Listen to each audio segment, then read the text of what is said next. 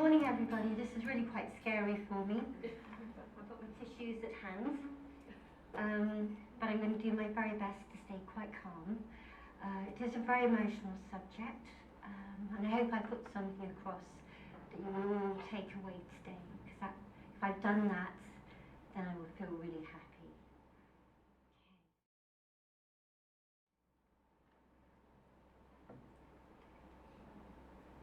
Today I'm going to talk about my son. My son is a kind, handsome, adventurous and high-achieving young man. He's been an adventurer since birth. He was born in the Channel Islands and at the age of 6 days old, he travelled with me across the sea in a catamaran to our island home from where he was born on Guernsey. At 7 years old, my son, being the adventurer, got a rucksack on his back and a little tent and went to camp in our back garden. This happened to be a mountain on the west coast of Ireland.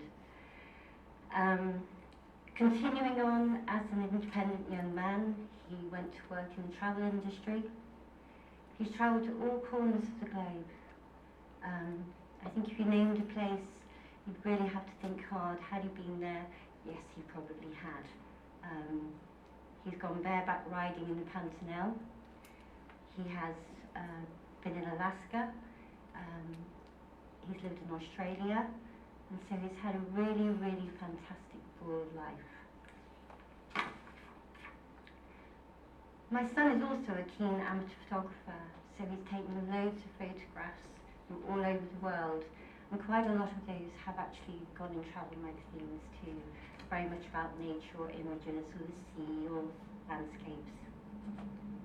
My son is a quick-witted, articulate young man, wicked sense of humour, and he has the bluest eyes. He's a loving, kind and generous person with a massive, massive love for life. Very hard one to say, my son is dying. I would like you to take a quiet moment to feel what those words actually feel like rather than sound like. So just take a moment to think while I just gather myself having said them, because it never ever gets any easier.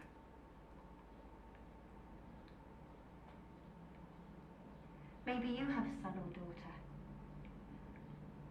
Your child is always your child, whatever age they are. They're still your child, they're still your baby.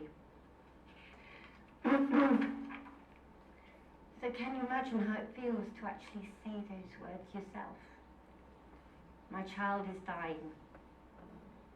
When a spouse dies, we're called a widow. When our parents die, we become an orphan. When a child dies, there's no word for it, because there are no words to describe pain.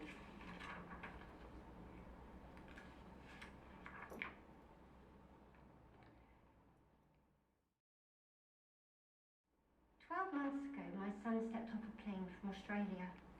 He'd come home after a diagnosis of a terminal illness. He could then speak, talk, walk, swallow, laugh, cry, use his hands, go off up the hills. He could do everything that you and I can do, and probably more. He can now do none of those things, not one of them. At a very young age, my son was diagnosed with Motor Neurone Disease. Probably one of the most evil diagnoses you could ever imagine to happen. When I first received the news, my son was in Australia, and I was on my own, in my house, and I wanted to smash the whole house up with a pickaxe. I wanted to kick anything that came in my way. I wanted to scream from the top of the mountain. I did. I wanted to wake up and find it was all a nightmare, and I still do. That desperation, why him? Why now? Why not me? I wanted to do a deal with some god, but I'm not religious. I wanted to say, take me, not my son. So when I first came to Kirkwood Hospice, in the early days after my son came back from Australia last summer, a brilliant GP, and I can't praise our surgery high enough, made a referral to the community palliative care nurse at Kirkwood Hospice, and they came to visit us at home. But my thoughts as his mum and carer, and I'd been his main carer all the way through. It's what mums do. It's denial. He's well. This disease in its early days, why do we need to see palliative care? That's almost scary. Why now? We don't need this yet. And yet avoiding the hospice meant avoiding the truth. It's a bit of denial we carry with us because we really don't want to acknowledge and accept what's happening.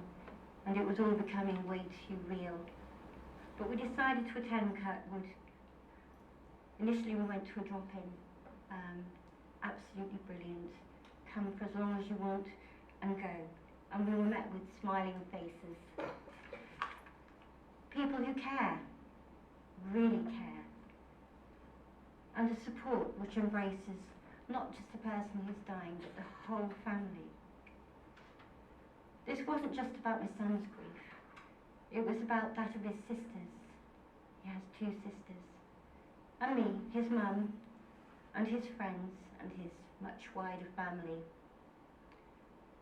Fortunately, Kirkwood acknowledges the grief of everybody involved, not just the person.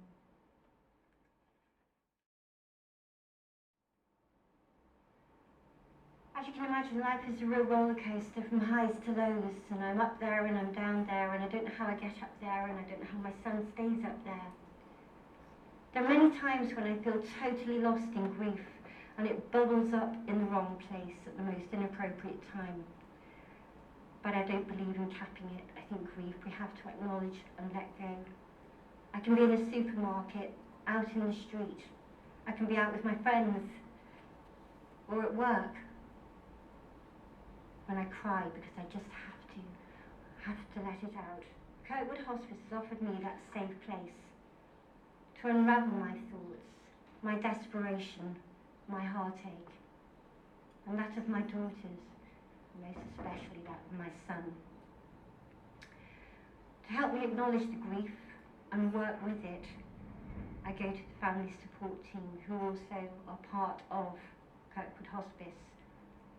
I go regularly to vent and offload some of the volcano which is constantly erupting, maybe capped for a while, but it's always brewing beneath the surface. It's a roller coaster of emotions, being anxious, being scared, being worried, being sad, and they all mix up together. But I've always been a very positive person, and I think my friends really know that, as does my son, who is also positive. And we can still laugh as a family.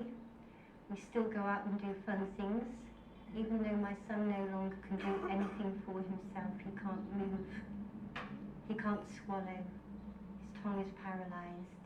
So we can't even do the usual things that people do when they're at end of life and talk about the things you did, the memories you had, because he can't communicate in his own voice.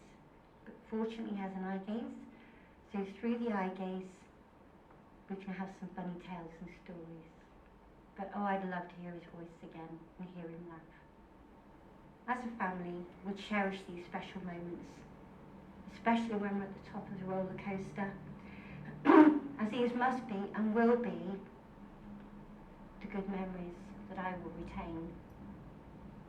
As carers, it's so easy to focus on what you feel you can't do, or what is probably really unachievable. And so there's always that bit of guilt in the back of your head, in your subconscious, that you should do more, you shouldn't be crying or sad or getting frustrated or getting tired, or maybe even getting a little short. So you have to focus on the good stuff. But what is frustrating in my case is that what I would really like to do is save my son's life, but I can't.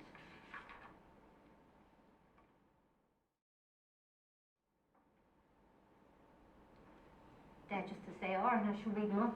When I think of Kirkwood Hospice, I think of consistency of care. I always go in, my son goes in, my daughters go in when they come to visit. It's always the same faces, the same smiling faces. It's the same people who you see every time. And they've always got time for you. And if they haven't, you know that they will within an hour. So I feel incredibly safe there, as does my son. That is the protective factor, that you know who you're going to see. You know who is going to actually support you through how you're feeling. They do embrace the whole family. It's not just about my son, because he is the one who's terminally ill, but about how I'm doing. Sometimes my son, who's got the most wicked sense of humour, but I might be crying, because I just can't get over the fact that this is all going to go. So they do embrace the whole family, and they don't rush through it, and they don't want you to feel, oh yes, yes, well, that's time, must go, must go. You feel you matter. I can't put Kirkwood Hospice higher in how I feel about this passage we've all gone through. And feeling known.